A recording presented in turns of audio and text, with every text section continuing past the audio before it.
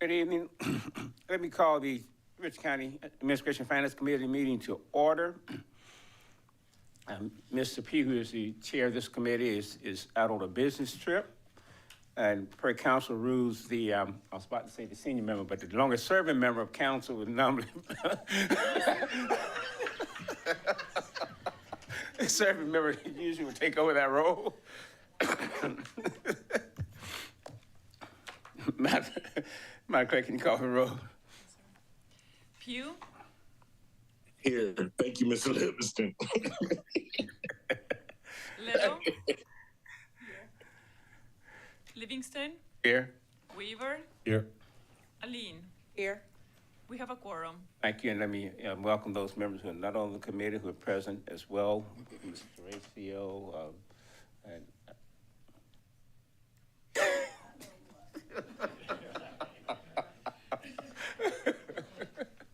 welcome. That brings us to item 2 on our agenda, approval of minutes. So move, Mr. Chair. It's been moved and properly second. Madam Clerk, can you call the roll? Pugh, Yes. Little, Yes. Livingston, Yes. Weaver, Yes. Aline. Yes. Motion approved. Yeah. Bring us to item 3 on the agenda, which is the adoption of the agenda. Staff, is there any change, deletions? No recommended changes. There being none, chair entertain a motion. So move, Mr. Chair. It's moved. Second. Properly second. Madam Clerk, can you call the roll for the vote? Pugh, Yes. Little, Yes. Livingston, Yes. Weaver, Yes. Aline. Yes. Motion approved. Thank you. That brings item 4 on the agenda, which is items for action. Mr. Brown, on behalf of staff, you recognize? Thank you, sir. For the next items 4A through D, I'm going to actually ask if you will recognize the Director of Operational Service, Eric Williams. He will brief you on these items and make the request on behalf of staff.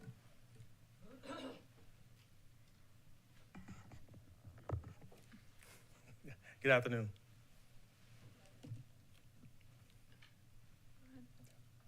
So the first one is going to be 4A, Madam Clerk. Thank you. Thank you, sir. For 4A, Operational Services recommends approval of a contract with EMR Services.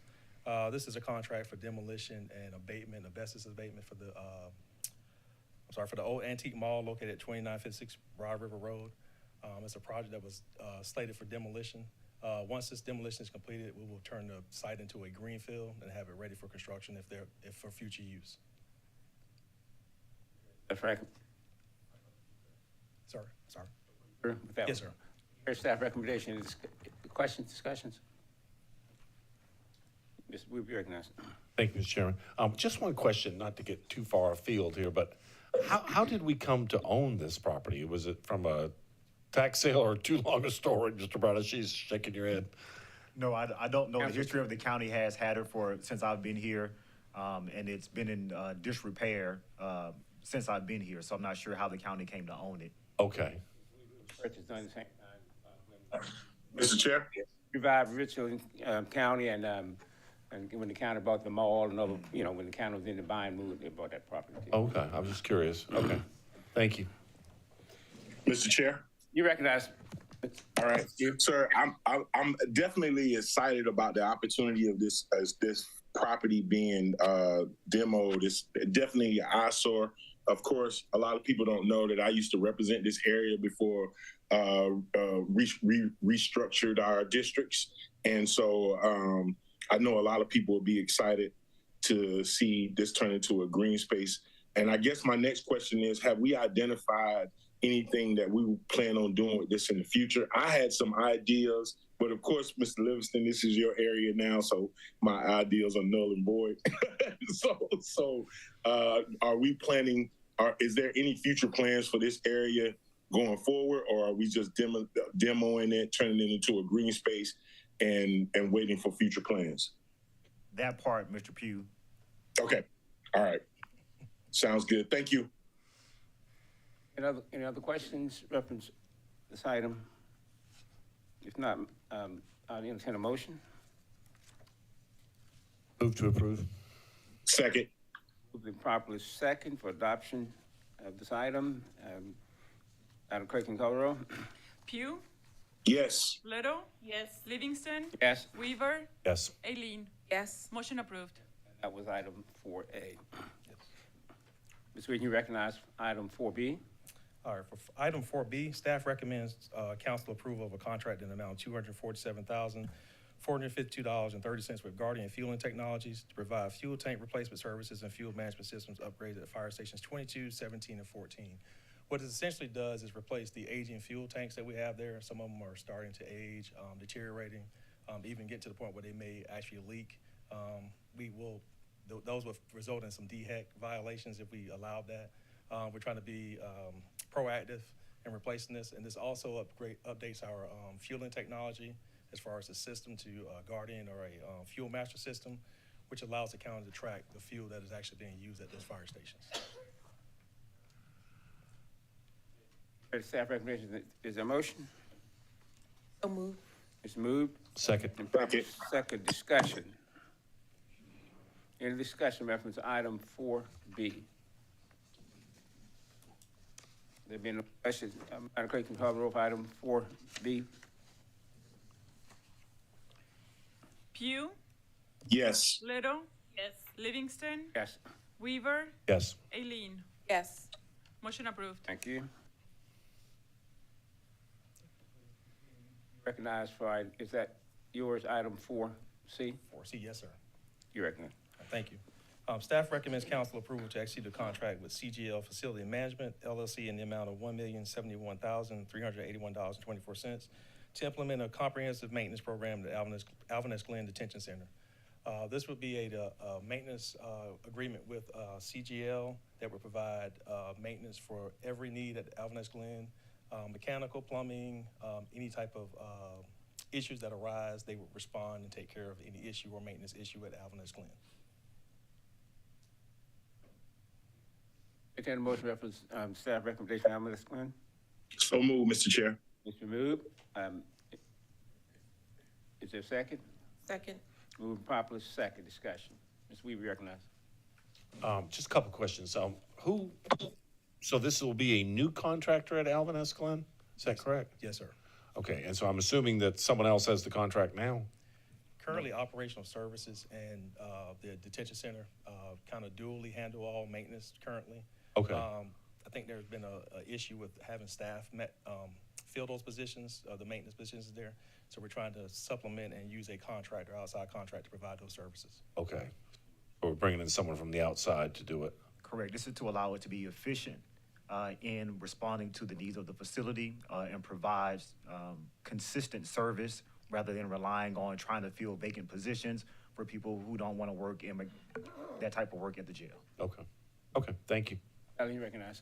Thank you, Mr. Chair. Is this an annual service or is this a multi-year agreement? What are the terms? It is an annual, it's a multi-year agreement with a renewal every year. So we would have to renew this every year. And one last question. Has this expenditure been included in the proposed fiscal year 2026 Yes, budget for the detention center? Yes, it has. Okay. No other questions? I was just wondering what's the difference in is there significant difference in the cost for doing it this way as compared to where we previously did it? I don't have the actual numbers.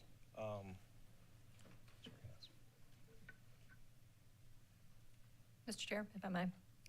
We did do an analysis of this during the budget time. There's about a $300,000 difference, but the problem is that we couldn't fill those positions, so maintenance was not being able to be completed. But what we did do was take the positions that were at the detention center, and we've actually removed them so that they would be able to be used to fund this contract. When she said remove the positions, she doesn't mean detention officers. For anyone who's listening, she's referring to the Maintenance staff working on for maintenance. Related to this, I think. Yes, yeah. sir. Any other questions? If not, Madam Clerk, can you call the roll for item 4, I think it was D? CS. C, I'm sorry. That was. Pugh, Yes. Little, Yes. Livingston, Yes. Weaver, Yes. Aileen. Yes. Motion approved. That brings us to item, what, 4D? You have, Yes, sir. you're on a roll, go ahead. Appreciate that. All right. For item 4D, staff recommends approval for the emergency roof replacement due to water damage from multiple roof leaks, asbestos removal, and inside of the building demolition for the existing Sears or county facility. A couple of months ago, staff identified a roof leak at the Sears building that's actually impacting the inside of the building. We have a lot of growths inside as far as fungal growth, and it's basically damaging the entire facility. Without this roof replacement and the demolition, the facility could become unusable. Recognize. I thought that was Pugh Essence. I'm sorry, you've heard staff recommendations. Their motion reference item 4D. So moved, Mr. Chair. It's been moved. Second. And moving properly second. Discussion. Mr. Chairman. You recognize Ms. Weaver. Thank you. So this is this will be a brand-new roof on Yes, the sir. building? Yes, sir. We'll Okay, replace that's- the entire roof of the entire facility. Okay.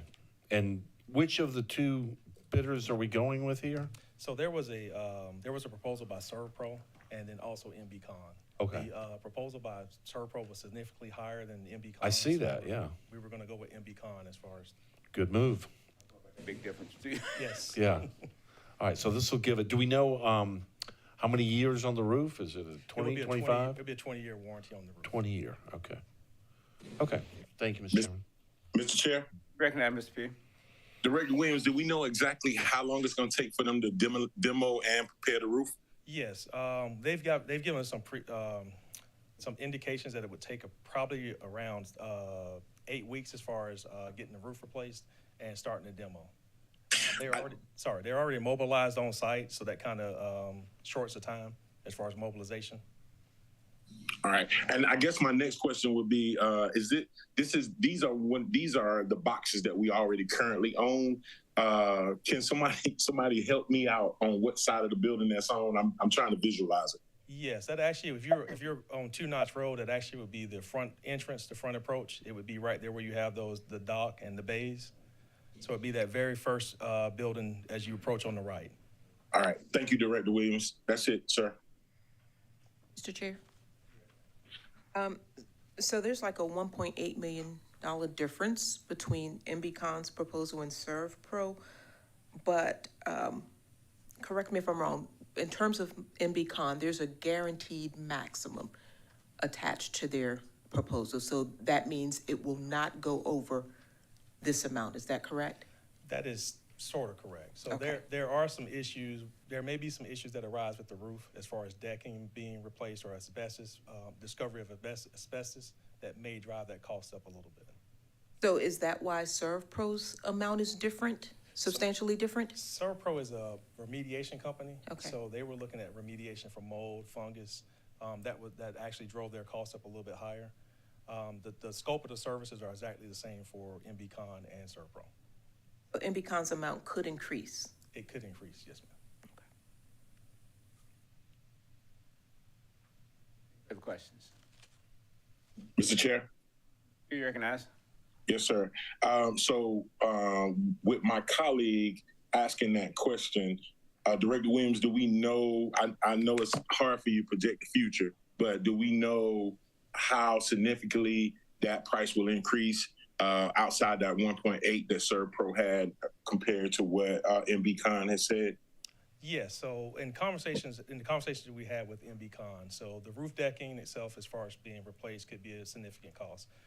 They projected about $25,000 if that was an issue.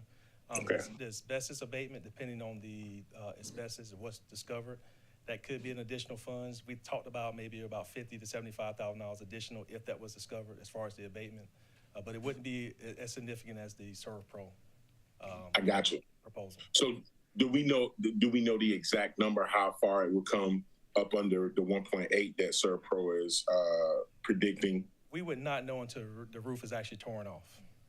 Okay, thank you, sir. Mr. Chair?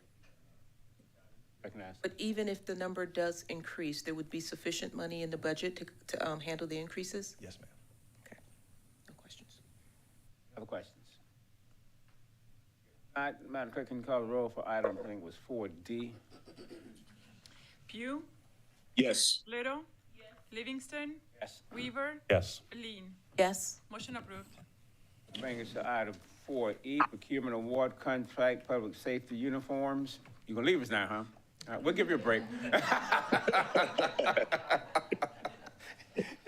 we're gonna bring somebody else up. He was happy to get a break there, yeah. Thank you, Ms. Williams. I think, Ms. Logishkin is coming. It's like Ms. Black took a different seat. She didn't want to have to.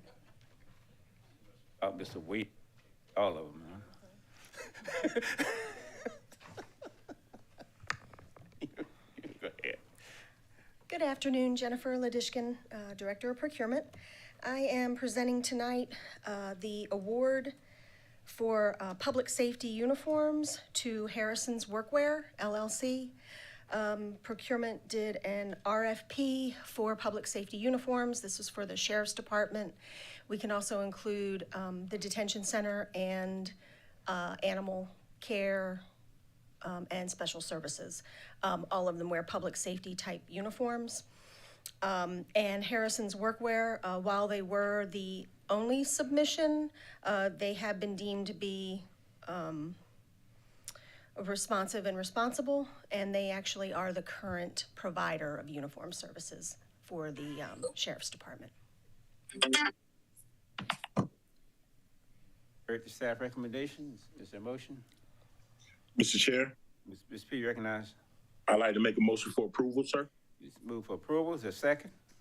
I'll second for discussion. Mr. Chairman, I You do have, recognize who? thank you. I may be missing it. I don't see a dollar amount on here. Am I missing? You're not missing it. Currently, they spend about, I'm guesstimating, about $250,000 in uniforms, but it varies depending on the number of deputies, the various items that those deputies choose. They have various different types of uniforms that they can select from. And so the cost varies so much that we did not include a definitive amount for the contract, but it would be in excess of the $100,000 threshold requiring council approval. Okay. Will these dollar amounts be in these individual department budgets? They are currently in the individual department budgets, yes. Question two, huh? Any other questions? Madam Clerk, could you call the roll for the motion regarding item 4E? Pugh. Yes. Little. Yes. Livingston. Yes. Weaver. Yes. Lean. Yes. Motion approved.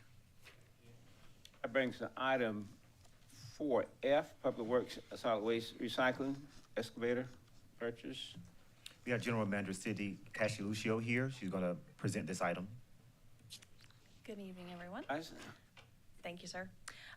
We're here tonight with staff recommendation to replace an aging 1997 John Deere excavator for our landfill with the purchase of a Hyundai HX160 excavator through the North Carolina Sheriff's Association Cooperative, which is through National Equipment Dealers NED. This, we put out, we looked for 3 different options for quotes from the South Carolina state contract, and then 1 through, of course, the North Carolina Sheriff's Association. We provided you with those 3 quotes. North Carolina Sheriff's Association and NED provided the lowest and the most responsible quote with what we've, from the recent past, I would say we currently have a Hyundai excavator, and it has proven to be very dependable. The customer service has been very dependable through NED, and so we're requesting then approval to not necessarily go through our South Carolina state contract and save Richland County approximately $35,000. staff recommendation, entertain a motion. So move, Mr. Chair. It's been moved, that's been properly second. Just one quick question. Now, these funds will come from the Solid Waste Enterprise Fund? Yes, sir, Not and they're tax or currently, whatever, okay. yes. Any other questions? There being none, Madam Clerk, can you call the roll for? Pugh. Yes. Little, Livingston, Yes. Weaver, Yes. Aileen. Yes. Motion approved. Thank you. That brings us to item 4G, which is grants and community outreach, community development, disaster response and recovery. Thank you, Mr. Chair. We're gonna have, actually for the next few items, Ms. Callison Richardson talk to us about these next 3 items. So you can recognize her. We'll get moving. Recognize. Thank you. Good evening. So our first item here is staff recommendation to amend the citizen participation plan. So this is a plan that we have to have in place whenever we manage HUD grants. And it just guides sort of when citizens, how much time things are on display and when they can provide public comment. One of the things that it dictates is when we can amend a plan that we wrote or approved previously. So for every allocation of HUD funds that we get, we have to put together an annual action plan, which is one of the items you're going to do in just a minute. So we have a process in the participation plan that basically says if we're ever going to do a substantial amendment to an old action plan, it has to go through a 30-day public comment process and all of that. So one of the recommendations from HUD is that we adopt a disaster recovery clause so that if there is a declaration of natural disaster, that if there are available CDBG funds or home funds that we could quickly put into action to help with relief for businesses or houses or anything, that we wouldn't have to go through the substantial amendment 30-day process unless it was more than $1 million. And we don't usually have $1 million of CDBG just sitting around, but sometimes there's 300,000 or 450, maybe a project didn't make it. And so we're just kind of looking to add this clause so that we have some added flexibility if there was a need for something like that. That recommendation is, motion, Move to approve. Second. approval, about item, proper second, any questions? There, none, can you call the roll for item 4G? Pugh, Yes. Little. Yes. Livingston, Yes. Weaver, Yes. Aileen. Yes. Motion approved. Bring us to item 4H, grants and community outreach, community development, 2025 annual action plan for HUD grants. Madam Richard, you recognize. Thank you. So this is our draft annual action plan for the 2025 funds that came from HUD. So I think we talked before about how our allocations are a year behind in the federal budget. So the funds that we just are receiving this coming October are from the 2025 federal budget. So Richland County received 3 of the same HUD awards that we've historically gotten. So the Community Development Block Grant, which is the largest, the $1.7 million. That's a very more flexible block grant for infrastructure and housing and public services. We've got close to $900,000 in the Home Investment Partnership Grant, which is really just for affordable housing development. And then a small award, $151,000 for something called the Emergency Solutions Grant, and that is something that supports homeless services. So every year we go through the same annual action plan process. I think we do it a little better every year than the year before, but we go through a public participation process that runs basically from February to now, where we do a series of public comments. This year we did 3 public hearings. We're only required to do 1 needs assessment, but we did 3. We actually went into the communities because we were trying to get more people to show up. We did surveys just to get a sense of what are the needs that the low to moderate income population is seeing and what's the best use of these HUD funds. So, of course, the things that we heard back were affordable housing, seniors need help with home repair, people need help with, there was a lot of hunger that came up, food instability, the domestic violence was a theme that came up that people needed assistance with that, and then childcare accessibility. So I wish we'd gotten more public comments. We worked really, really hard, and we got 12 responses, and we did 1,000 surveys went out and 3 public hearings, and that was what we got, but it was still a good kind of pulse on things. So we take that input and we call for projects. We go through months of selection, and we have citizens and employees that actually score the projects for us. And so what ultimately ends up in the plan are the projects that are selected. So a couple of things on the block grant side, we already are putting before you the specific activities that we're recommending for funding. So that was one of the attachments. And then with home and ESG, the other two awards, we use those a little bit more broadly so that we'll call for projects going forward. And so some of this money is actually part of the affordable housing NOFA that we'll put out soon. I don't know if folks want me to walk through any of the specific activities. I'm happy to answer any questions about the plan itself. You have recommendation regarding the plan. I entertain a motion. So moved. It's been moved. Second. Properly second. Questions, discussion?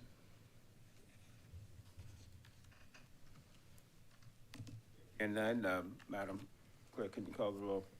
And that is for item 4H. Pugh, Yes. Little. Livingston, Yes. Weaver, Yes. Aileen. Yes. Motion approved. One more item. That brings us to item 4I, which is grants and community outreach, community development, substantial amendments. Yes. So this is a series of substantial amendments from some plans that we inherited. And essentially what it is a lot of the home funds that the county wrote plans for, back to 2017 were written in these like very, I would say, narrowly focused affordable housing concepts. So one was called Richland Rolls, and the idea was to use home funds to go and do painting on the outside of houses. But we actually, if we touch any house with home money, we actually have to bring the entire house up to code. So we couldn't just go in and roll the outside. There are all these regulations that we have to follow. So our staff went through and combed through all of the money that was still sitting there from projects that had not taken off. And we're essentially we're saying, let's consolidate all of this into one activity called affordable housing development. And then that will be what we are putting out for that NOFA when we call for projects, so that we can really we can invest it in a variety of things. It could be rental, it could be home ownership, it might be a private developer, it could be a nonprofit developer, but it's basically just kind of going broader in the way that we're approaching it than something so narrow. It feels like I'm. It's that recommendation. Is there a motion? So moved. Second. Moving properly second. And, Mr. Chairman, I do have You questions. recognize Mr. Weaver. So what we're voting on is this $1,059,000 to consolidate that, am I correct? Yes, so it's in the budgets already for multiple years. It's just that it's tagged to these kind of one-off. And so really it's substantially amending all of these plans. So we have to go back through HUD and show them how we're moving the money. And it's just moving it from one affordable housing activity into a broad bucket of funds, basically. Okay, so once, assuming we approve this, who decides where the money goes after that? Great. Is that back through y'all? So what will happen is this is part of, when we talked last time about the NOFA that our department is putting out to call for affordable housing projects, this is some of the money. So the $4 million that we have in our department, some of it is tied up in these little one-off projects. So we'll call for projects, and when they come in and we go through HUD underwriting, I think we'll take them to the Affordable Housing Ad Hoc Committee. And then that committee would look at the projects we're bringing forward and decide if you want to use the county's home money to invest in those projects. So this is really just putting the money into a broader bucket, and then we're going to call for projects from there. Final question. So this $1,059,000 is in addition to the $4 million ARPA funds that we're holding? Totally different set of funds. Totally Yep. different. So this is HUD money, Home Investment Partnership. Okay. It's a little more strict, but it can do a lot of the same stuff that y'all are looking at with the ARPA money. Okay, thank you. Yeah. One thing I didn't point out, so most of the substantial amendments were to the home, like I talked about, but you do see there is $205,000 in CDBG funds from last year's action plan. We set it aside for a project with Vital Connection of the Midlands, and it was to help them acquire the child care facility that they were already renting, and then the acquisition opportunity fell through. And so they're aware of this. It was, it's kind of disappointing for everyone, but we're gonna basically take it and put it back into a different project that we'll bring forward to you guys when we're ready for it. Questions? Mr. Chair, Mr. Leonardo. No questions. It's a great question asked by Councilmember Weaver. For anyone that's listening, I just want to communicate, we don't have any ARPA funds. We are compliant with the federal government. We actually, the county spent the ARPA funds and we put general fund dollars into a bucket. That's the $4 million. So great question, really very good. I just want to make sure people who are listening who might still call and say, can I get some of those ARPA funds? We do not have any ARPA funds. We expended them compliant with the federal government's regulations. Thanks, staff. I think this gives us a greater sense of direction and a little bit more flexibility with those funds. Yeah. Any other questions? If not, Madam Clerk, can you call for the vote for item 4I? Pugh, Yes. Little. Yes. Livingston, Yes. Weaver, Yes. Aileen. Yes. Motion approved. Thank you. Next item on my agenda is item 5, adjournment. Any you have a question? If not, I'll take a motion. Move to adjourn. So, second. Proper second for adjournment. Madam Clerk, can you call the roll for the motion to adjourn? Pugh, Yes. Little. Yes. Livingston, Yes. Weaver, Yes. Aileen. Yes. Motion approved.